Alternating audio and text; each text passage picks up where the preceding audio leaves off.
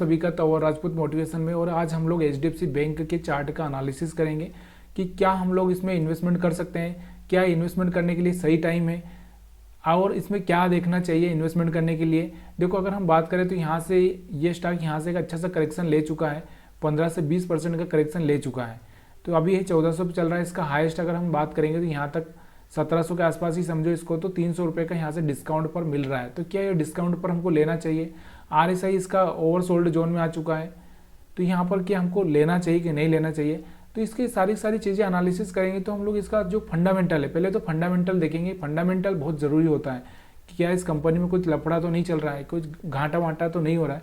तो हम यहाँ पर इसका सेल्स देखते हैं। पहले हम लोग क्या करते हैं, इसका रिवेन्यू देखेंगे, इसका रिवेन्यू कम हुआ है क्या। लास्ट के 5 साल देखेंगे तो 17 से भी अगर हम देखेंगे तो 17 में, 18 में, 19 में कहीं बढ़ ही रहा है, कम नहीं हो रहा है, बढ़ ही रहा है। तो यहाँ से आप देख सकते हो कहीं ना कहीं बढ़ ही रहा है। उसके बाद में अगर हम इसका जो प्रॉफिट है, वो प्रॉफिट भी अगर देखें, नेट प्रॉफिट, तो यहाँ से अगर हम देखें तो बढ़ ही रहा है, कम नहीं हुआ है, कहीं पर भी कम नहीं हुआ है। अगर लास्ट तक भी अगर आप देखोगे तो मतलब इसका जो प्रॉफिट है इसी डायरेक्शन में ही चल रहा है, सेल्स भी इसी डायरेक्शन में ही चल रही है। लेकिन कंपनी का जो स्टॉक्स है वो बहुत नीचे की साइड में, यानी कि डिस्काउंट पे मिल रहा है। तो क्या हमको यहाँ पर निवेश करना चाहिए कि नहीं करना चाहिए, वही अगर हम लोग इस चार्ट में समझें तो ये हमारे लिए सबसे मोस्ट इंपॉर्टेंट है। अगर हम टेक्निकल देखें तो टेक्निकल तो हमको ये दिखा रहा है कि मार्केट ना एक अपना जो लो पॉइंट था, यानी कि स्विंग लो था, उसको ब्रेक कर चुका है।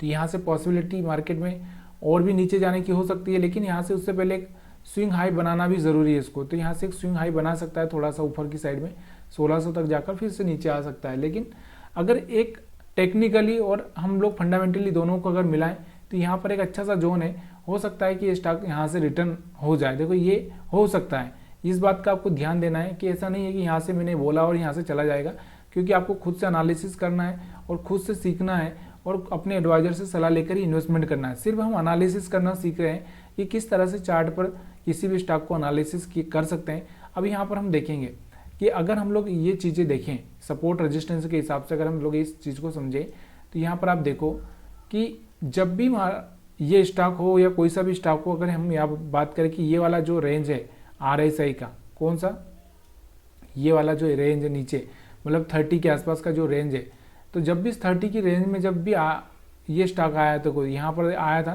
तो यहाँ पर से ऊपर गया था। फिर अगर हम बात करें तो यहाँ पर आया था, तो यहाँ से भी ऊपर गया था। अगर हम बात करें यहाँ पर तो यहाँ पर भी आया, तो यहाँ से भी ऊपर गया था, और यहाँ पर भी आया तो यहाँ पर से भी ऊपर गया था, और यहाँ से फिर से आया हुआ है, तो यहाँ से भी ऊपर जाने के चांसेस हो सकते हैं। तो ये हम यहाँ से सोच रहे हैं कि भाई ये क्या सही है गलत है। तो ये सारी की सारी चीज़ें आपको यहाँ पर आरएसआई के हिसाब से तो आपको समझ में आ चुकी होगी कि यहाँ से मार्केट में ऊपर जाने के चांसेस बनते हैं। लेकिन ये भी तो समझना ज़रूरी है ना कि भाई इसके फंडामेंटल में क्या चल रहा है। फंडामेंटल में अगर चला तो फंडामेंटल में अगर कुछ गलत चल रहा है तो कैसे होगा। तो यहाँ से फंडामेंटल हम लोग यहाँ पर भी चेक कर रहे हैं। तो इसमें क्या हुआ, अभी आपको पता है कि एचडीएफसी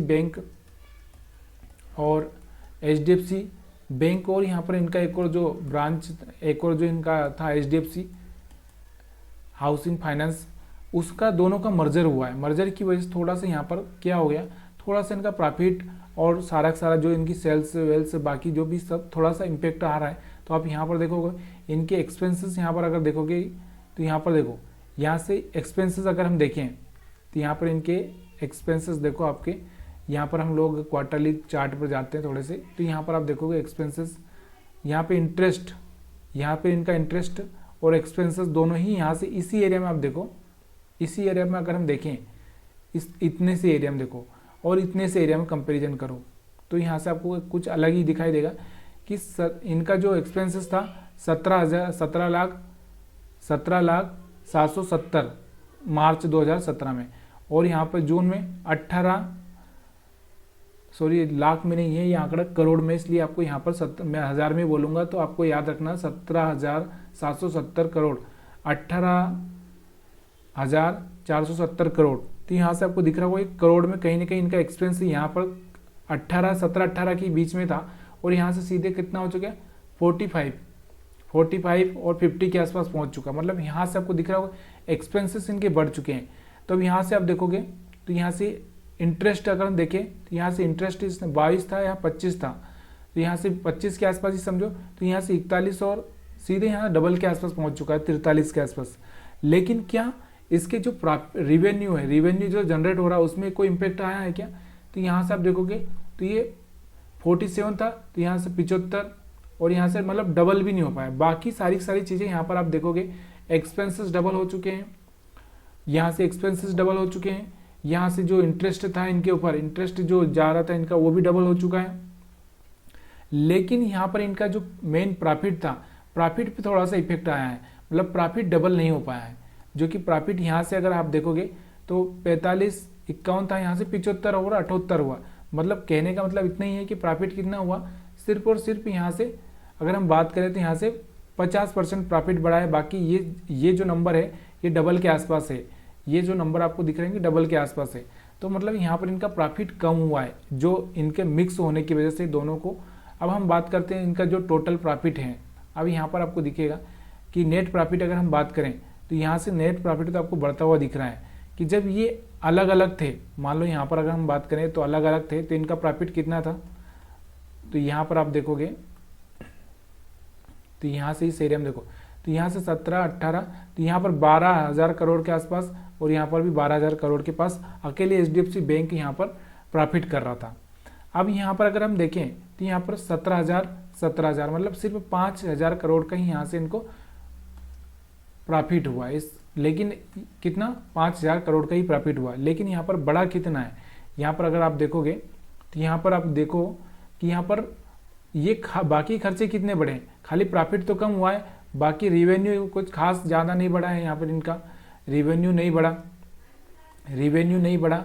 उसके बाद में यहाँ पर इंटरेस्ट तो इनके ऊपर बहुत बढ़ चुका है, यहाँ पर एक्सपेंसेस इनके बहुत बढ़ चुके हैं, लेकिन वैसा प्रॉफिट नहीं बढ़ा है। इसकी वजह से बैंक में थोड़ा सा नीचे की साइड में डाउन साइड आपको थोड़ा सा देखने को मिल रहा है।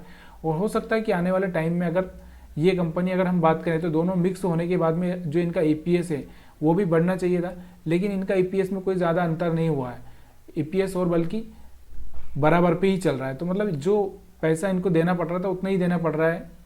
तो यहाँ पर आपको यही देखना है कि ओवरऑल इस कंपनी में थोड़ा सा ये एक इशू बना है, और इस इशू की वजह से ही ये स्टॉक आपको दिख रहा होगा कि छोटे लेवल पर, यानी कि आपको दिख रहा होगा तो यहाँ पर मिल रहा है। अगर हम इनका प्रॉफिट क्वार्टरली देखें, क्वार्टरली अगर आप देखोगे इसको तो क्वार्टरली हाँ हम ईयरली देखते हैं, तो ईयरली अगर हम देखें इसका तो ईयरली अगर आप देखोगे तो यहाँ से अभी ईयरली आएगा नहीं, क्योंकि अभी तो ये थोड़े टाइम पहले ही 2 क्वार्टर पहले ही तो यहाँ पर इनका ज्वाइंट हुआ था। तो नेट प्रॉफिट तो अगर हम इसको देखेंगे तो बढ़ता हुआ दिख रहा है, लेकिन यहाँ पर आपको दिख रहा होगा, यहाँ पर आप देखोगे तो यहाँ से इनके एक्सपेंसेस भी यहाँ पर वैसे ही बढ़ रहे हैं। एक्सपेंसेस देखो यहाँ पर बहुत कम एक्सपेंसेस थे, यहाँ पर इनके एक्सपेंसेस बहुत हो चुके हैं। और यहाँ पर अगर हम बात करें तो ओवरऑल यहाँ पर जो इनका जो अभी तक का जो फाइनेंसिंग प्रॉफिट यहाँ पर दिखाई दे रहा है वो प्लस में था, वो प्लस में ही चल रहा था। यहाँ पर क्या चल रहा है, यहाँ पर लॉस में चल रहा है, मतलब यहाँ से सीधे 5% लॉस में आ चुका है। मतलब कहने का मतलब ये है कि थोड़ा सा ये स्टॉक और नीचे जा सकता है। देखो यहाँ से अभी तक यहाँ पर इनका मार्जिन कभी कम नहीं हुआ, इनका 16 12 13 15 18, लेकिन यहाँ पर पहली बार यहाँ से इनका मार्जिन कम होता दिख रहा है। मतलब कुछ तो गड़बड़ हुआ है यहाँ पे, इसकी वजह से थोड़ा सा कम स्टॉक में थोड़ा सा यहाँ पर आप देखोगे मार्जिन को समझो, यहाँ पर ये जो मार्जिन है कम हुआ है। इसके अदर इनकम की अगर हम बात करें तो यहाँ पर इनकी अदर इनकम तो थोड़ी सी बढ़ी है, लेकिन अदर इनकम बढ़ने से क्या हुआ, यहाँ पर इनका जो मेन जो मार्जिन था वो तो कम हो चुका है, माइनस में जा चुका है। तो यही थोड़ा सा यहाँ पर इस स्टॉक पर यही थोड़ा सा डर है। लेकिन देखो ये कंपनी है, सुधार तो करती ही रहती है, इनका भी कुछ न कुछ होगा। तो यहाँ पर आपको इस चीज़ से घबराना नहीं चाहिए। अगर आप थोड़ा सा एक अच्छा सा लेवल पर अगर आप यहाँ पर बाइंग देख रहे हो, तो आप एक इन्वेस्टर हो और लॉन्ग टाइम के लिए आप सोच रहे हो, तो यहाँ पर आपको थोड़ा सा समझना चाहिए और अपना एक जो व्यू है उसके हिसाब से यहाँ पर आपको अपने एडवाइजर से सलाह लेकर या फिर जो भी आपको लगे उसके हिसाब से यहाँ पर आपको एक प्लान करना चाहिए कि हाँ आपको लग रहा है कि यहाँ से आपको इन्वेस्टमेंट करना चाहिए कि नहीं करना चाहिए। ये तो आपके ऊपर खुद पर डिपेंड करता है, लेकिन हमने जो एनालिसिस किया उसके हिसाब से क्या हुआ कि ये क्यों गिर रहा है, क्या हुआ है इसमें एक्चुअल में आपको यहाँ से समझ में आ ही चुका होगा कि इनका जो अभी तक का जो मार्जिन फाइनेंसिंग प्रॉफिट और फाइनेंसिंग मार्जिन है वो माइनस में चला गया है।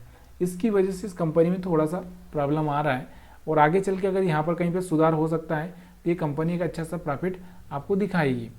अगर और भी अगर हम क्वार्टरली अगर देखें, क्वार्टरली अगर हमको समझ में आ जाएगा कहाँ पर इसमें, अभी यहाँ पर देखो क्वार्टरली अगर हम बात करें तो पहले 15% का यहाँ पर इनको दिख रहा होगा 15% का, और यहाँ पर 20% का, मतलब ये बढ़ ही रहा है। जब आपको लगे कि यहाँ से ये प्लस में आ जाए, यहाँ से अगर हम प्लस में आता हुआ देखें इसको, यहाँ से क्या देखें हम प्लस में आता हुआ देखें, जब इसका नेक्स्ट रिजल्ट आएगा वहाँ पे प्लस में दिखे आपको तो वहाँ पर आप ट्राई कर सकते हो। लेकिन जब तक ये प्लस में ना आ जाए, जब तक आप थोड़ा सा प्लान ना करें तो और भी अच्छा रहेगा। जब ये प्लस में आ जाएगा उसके बाद ही हम लोग यहाँ पर प्लान कर सकते हैं। तो वीडियो देखने के लिए आप सभी का बहुत बहुत धन्यवाद। अगर वीडियो पसंद आया तो लाइक शेयर कमेंट करना मत भूलिएगा।